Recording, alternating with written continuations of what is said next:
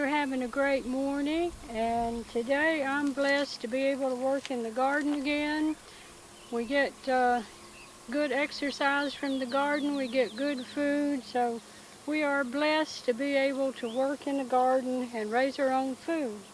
So today I wanted to go over with you some of the things that we've been doing and show you where we are and some of the techniques that we've used. It seems we're past frost danger, and now we're in a race to get all the summer vegetables in a timely manner. So I want to show you a little bit about that, and I invite you to share your comments and your ideas with us. So let's get started. Well, I have 14 Health Kick tomatoes here in this row. And to get those started, first of all, I removed the temporary ground cover I had to help warm the soil and to terminate the cover crop.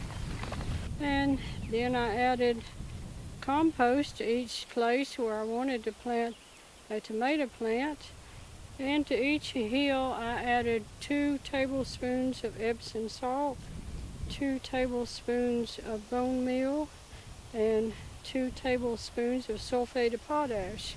I mixed all that in, and then I planted the tomatoes, and I have placed some chipped up wood around there for mulch, but I didn't put it right at the tomatoes because I want the soil to continue to keep warming right around the tomato plants before I cover it up.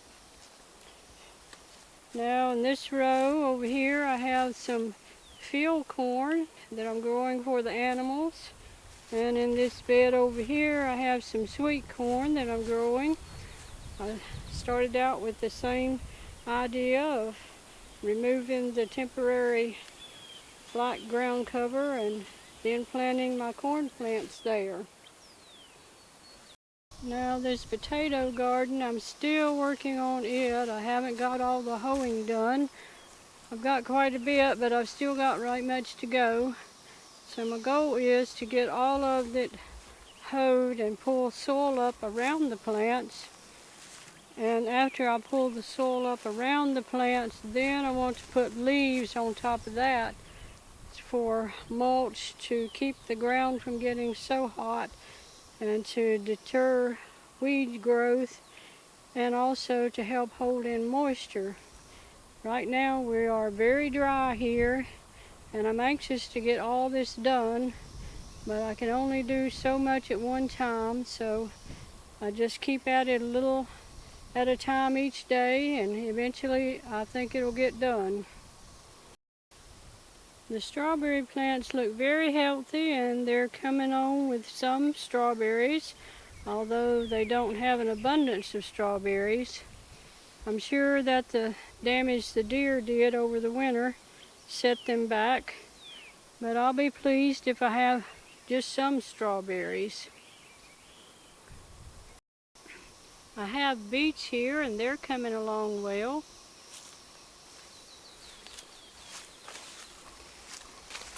Then around here the garlic is almost ready to harvest.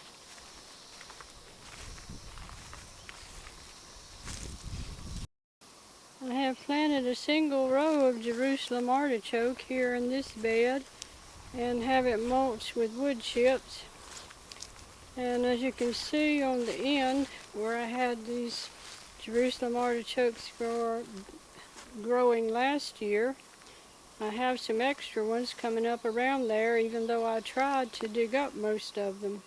So what I'm trying to do is just let the main ones grow and keep the others chopped off or dug up, so I don't have so many growing in one spot this year. Last year I had a cover crop of vetch in this area that I let reseed itself, and you can see it reseeded very well, and it's covered the soil very well for this year, and I'm going to let it stay there and die down again and reseed itself. Now in each place where I wanted to plant one of my pumpkin plants, I used the string trimmer to cut out a place in the ground cover and then dug that up and added compost. I stirred that up good with the shovel, and then I planted my plant. So I also added just a little bit of fish and seaweed fertilizer to that. So I put 18 different kinds of winter squash or pumpkin plants here in this area. Last year I used this technique and it worked very well. Now the vetch is not a perennial plant, so it will die down on its own, and it should reseed itself again for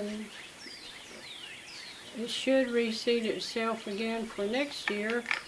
So I hope I won't have to buy any cover crop seed this fall to go in this area.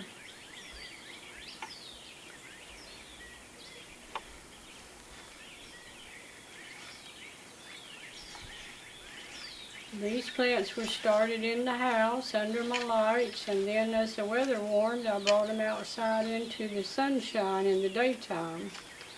Now in this garden I also planted 4 Cherokee purple tomatoes, and I used the same method.